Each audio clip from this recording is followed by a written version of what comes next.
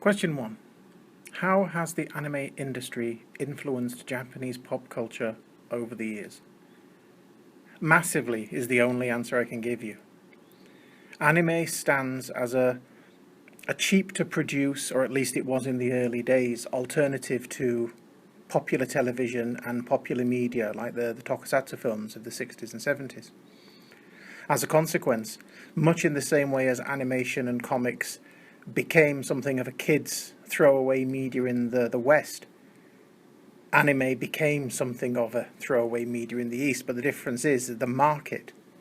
As a consequence, everybody has their own particular pop culture, and anime, because of its still, relatively cheap production compared to other forms, remains essential to the development of pop culture in Japan.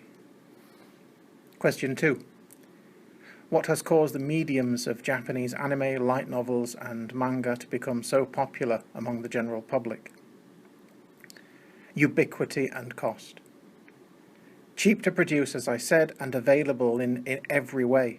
But more than that, it's because of the fact that animation and manga is still not seen as a children's medium.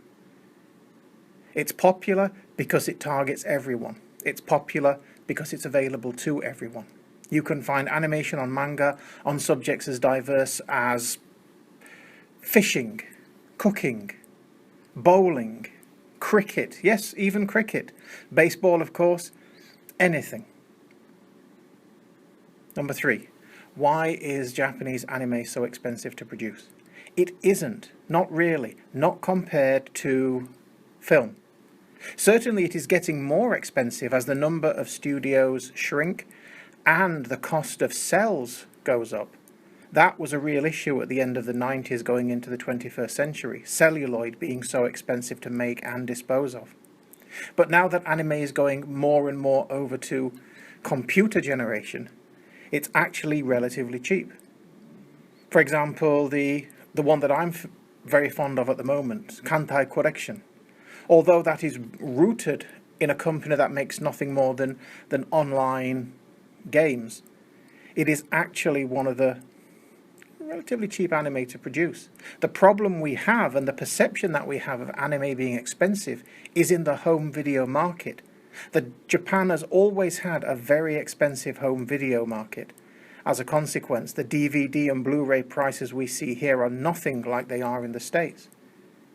Especially if you look at companies like, you know the one I'm talking about, La Madoka Magica.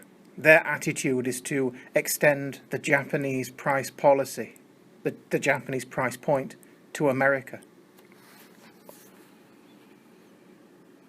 Why do you think people are willing to pay such enormous amounts of money for these items? In Japan, it's because they don't know any different. The standard price point for a Blu-ray in Japan is 5,000 yen, a first-run Blu-ray. And so anime discs, they're not much more expensive. In the States, looking from outside, it all seems insane when you're looking at the anime. But if you were to look at Amazon for standard Blu-rays, it wouldn't be too far behind. I buy a lot of American discs because I cannot really justify buying the Japanese versions. The prices can be almost double. Why do some Japanese companies seem to be so reluctant in allowing some of their video games to be released in the West? Partly it's about localization costs, which they would bear. Partly it's about lack of control.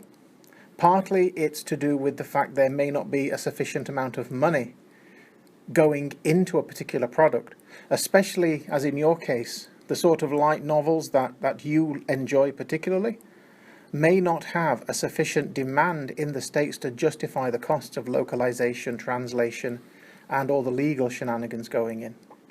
Moreover, the Western countries have far more stringent certification requirements for games, and a good deal of the games released in the West would not be available at the market level that the creators like. Here, most of these visual novels come in at barely a teen rating, whereas was proved when Papillon approached the BBFC for a British release, they were looking at 18 certificate, which knocks out half the market. Also, I think the smaller companies just don't have the people required to run overseas market, and I doubt if any of them are willing to hand over their products, completely to third-party companies and risk their reputation being damaged.